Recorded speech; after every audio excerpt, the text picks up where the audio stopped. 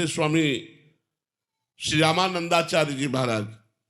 उनके शिष्य बनने के लिए राज दबदबे के साथ गए, जैसा राजा चलता है वैसा पूरा सैनिक अंगरक्षक सब।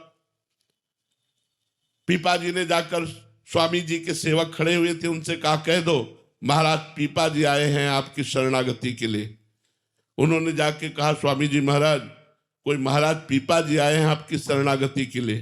बोले शरणागति के लिए? और महाराज कह दो यहाँ राजा महाराजाओं की कोई जरूरत नहीं।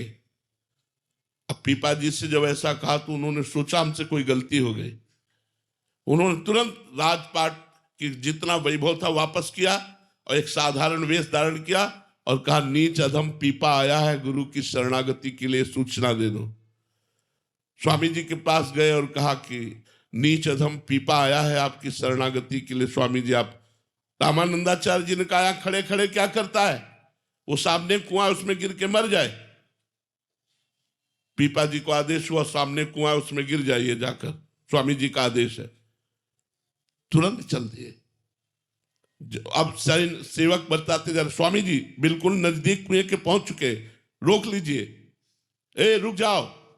स्वामी जी बुलाया और बोले पहली आज्ञा में राजपाट धन अहंकार समर्पित, दूसरी आज्ञा में तन और प्राण समर्पित, तीसरे के लिए मैं स्वयं तुम्हारे दरवाजे आऊंगा उसको पूर्ण कर दूंगा। तीसरे में स्वयं स्वामी जी महाराज गनगौड़ गए जहां के राजा थे और जाकर उनको वेश दिया और वो सदा सदा के लिए भगवान के मार्ग के पथिक बन गए। तो